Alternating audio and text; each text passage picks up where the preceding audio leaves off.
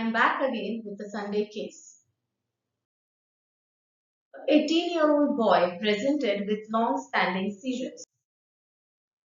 He underwent an MRI which revealed a lobulated cortical subcortical nodular mass in the right hyparietal region, appearing significantly hyperintense without any perifocal edema. So you can see there is no edema present around the tumor.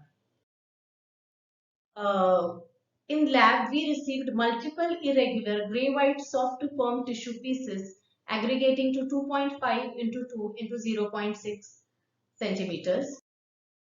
The tissue was processed for histopathology.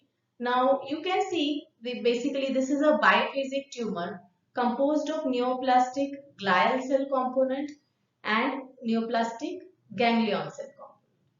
So the glial component, it resembles a pilocytic astrocytoma composed of bipolar cells with oval nuclei and moderate amount of eosinophilic cytoplasm. You can see eosinophilic granular bodies here. They are present abundantly, and these are the binucleate ganglion cells. So these are binucleate or dysmorphic ganglion cells exhibiting cytomegaly. There is a prominent capillary network within the tumor cells.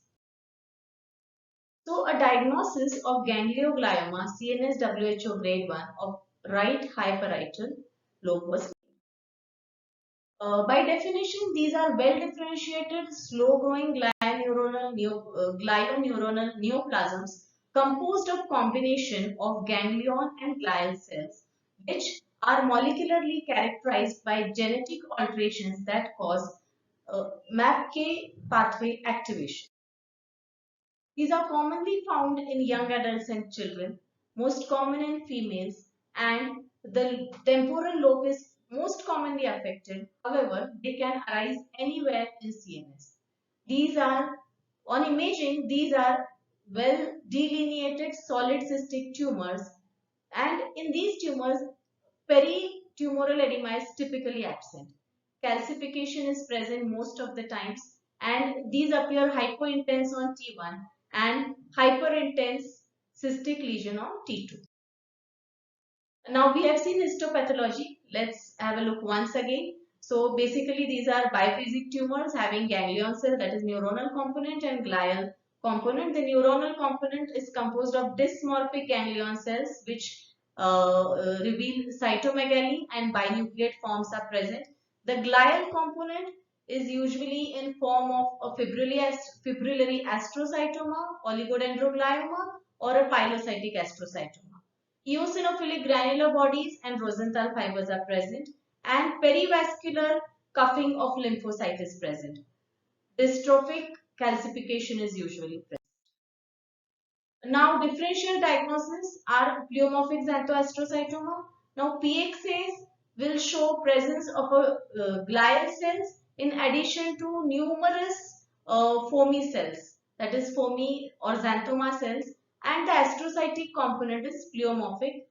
And in the low-grade PXAs, the mitotic activity, necrosis, and microvascular proliferation is absent.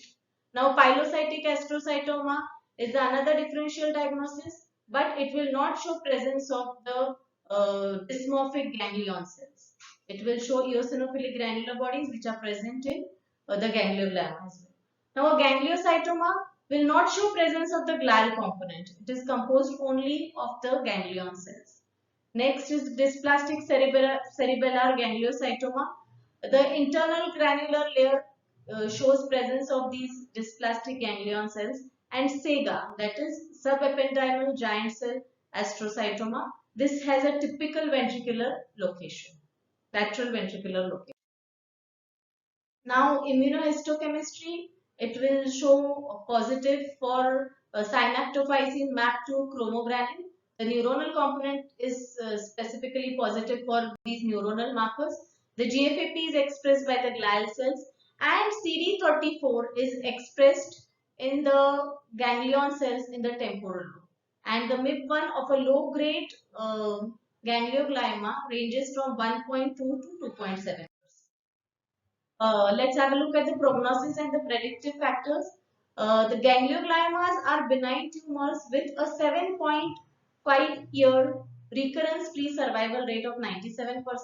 They usually show good prognosis when they are present in the temporal lobe and when there is complete surgical resection and the patient has chronic epilepsy. Now, anaplastic changes in the glial component, that is pleomorphism in the glial cells, increased mitotic activity, microvascular proliferation is indicative of a malignant change.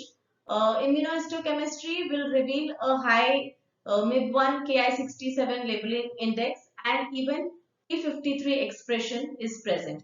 This all indicates a less favorable prognosis.